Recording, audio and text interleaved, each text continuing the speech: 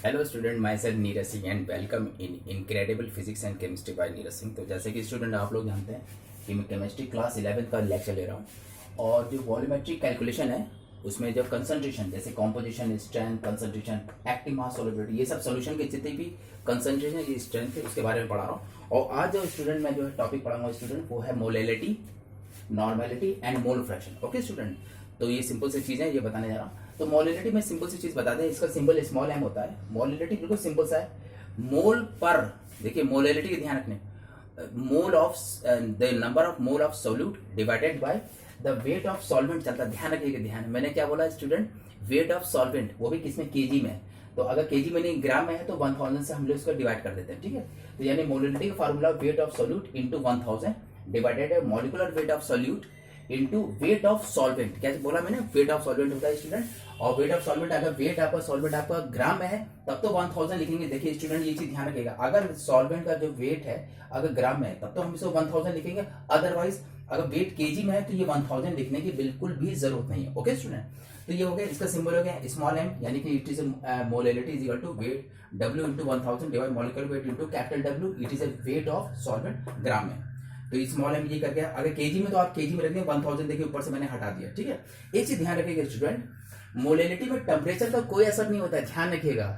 एक मोलिलिटी, एक mole fraction, ये मोल फ्रैक्शन और मोलिलिटी दो ऐसी चीजें जिसमें टेम्परेचर का कोई भी इफेक्ट नहीं होता। हाँ ध्यान रखिए, मोलैरिटी हो गया, नॉर्मेलिटी हो गया, और आपका नॉर्मेलिटी हो गया, मोलैरिटी, ये जो चीजें हैं, या आपका फॉर्मेलिटी, फॉर्मेलिटी भी मैंने पढ़ाया था। तो मोलैरिटी, फॉर्मेलिटी एंड नॉर्मेलिटी, इन तीनों में टेम्परेचर का असर होता है। यानी टेम्परेचर हाई करेंगे तो ये बढ़ जाएगा, टेम्परेचर कम करे तो वो हो जाएगा, ठीक है। ये डिपेंड करता है कि सॉल्युबिलिटी कितनी बढ़ती है, ठीक है। तो ये आपको समझ में। एक चीज और बता दें, मैं स्टूडेंट एक चीज और बताने जा रहा हूँ, दैट इज मोलिलिटी इक्वेशन किसे कहते हैं। देखिए मोलिलिटी इक्वेशन ये है कि अगर वेट को आप इससे मोलिलिटी से डिवाइड मल्टीप्लाई करें, देखिए ये वेट है, वेट ऑफ सॉल्वेंट को अगर आप मोलिलिटी ऑफ द सॉल्यूशन से मल्टीप्लाई कर लें तो हमारा जो चीज मिलेगा वो क्या है, डब्ल्यू अपॉन एम, यानी इसे क्या बोलते हैं, number of mole of the solute. क्या बोलते हैं, number of mole of the solute. तो ये हमारा बन जाएगा m1w1 is equal to m2w, ये कहलाएगा नंबर ऑफ मोल।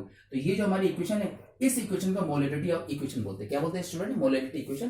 तो ये ऐसा जैसे कि m1 मोलिलिटी का ये है, m2 का मोलिलिटी ये, आपने सॉल्वेंट और बढ़ा दिया, देखिए सॉल्वेंट बोला, सोल्यूट नहीं बोला, तो सॉल्वेंट से बढ़ा देते हैं तो ये W1 वेट इसका सॉल्वेंट का बढ़ गया, मतलब पहले W1 था, अब सॉल्वेंट का वेट कितना, W2 हो गया। तो हमारा ये मोलिलिटी वाली इक्वेशन हमारी ये बन जाएगी इस तरह से, m1w1 is equal to m2w2, ठीक है स्टूडेंट।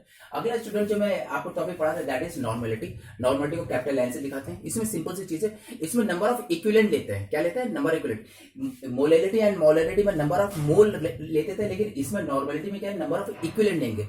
तो आप जानते हैं कैसे निकालेंगे, वेट अपॉन इक्विवेलेंट वेट कर लीजिए सोल्यूट का, तो सोल्यूट का वेट अपॉन इक्विवेलेंट वेट करेंगे तो ये नंबर ऑफ इक्विवेलेंट निकलेंगे। तो नॉर्मेलिटी बराबर number of equivalent divided by the volume of solution in litre, ठीक है। तो सॉल्यूशन का जो वॉल्यूम है उसको लीटर में लेंगे तो ये हमारा नॉर्मेलिटी बन जाएगा स्टूडेंट, ठीक है। तो नॉर्मेलिटी बिल्कुल सिंपल है, weight of solute into 1000 divided equivalent weight of solute into volume of solution in ml। अगर ये ml में है, ध्यान रखिएगा स्टूडेंट, अगर ml में है तब तो हम 1000 अप्लाई करेंगे, अदरवाइज 1000 हटा देंगे, ठीक है। देखिए यहाँ पे लिखा V बराबर ml।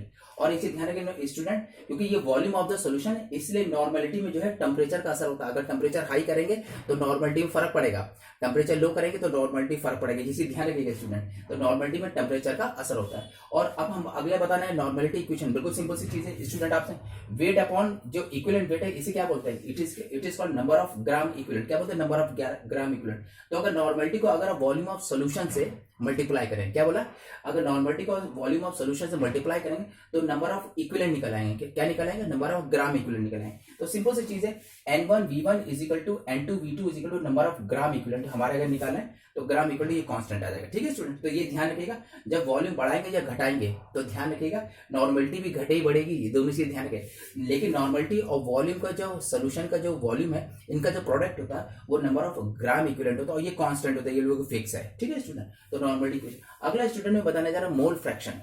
मोल फ्रैक्शन जो है इसका सिंबल x होता है। सपोज कि एक जगह पे A B C हमने 3 ले लिया, 3 कोई कंपोनेंट इसमें जो है जुड़े हुए हैं और हर एक नंबर ऑफ, जैसे Na है, Nb और Nc है। तो अगर जैसे आपका A का मोल फ्रैक्शन निकाले तो number of mole of A divided by A plus B plus C, मतलब ये C लिखा हुआ है C, यानी कि सी, तीनों के नंबर ऑफ मोल्स को आपका सम कर, इन्हें टोटल सम है और इसको एन से मल्टीप्लाई, तो ऐसे ए बी सी आपने तीनों का निकाला है। और एक चीज ध्यान रखिएगा स्टूडेंट, ए बी सी ये तीनों जो हमारे हैं, इनके जो नंबर ऑफ मोल्स का जो सम होगा वो किसके बराबर होगा, 1 के बराबर होगा। ध्यान रखिएगा 1 के बराबर। और मोल फ्रैक्शन में कोई भी टेम्परेचर का असर नहीं होता स्टूडेंट, हमेशा ध्यान रखिएगा।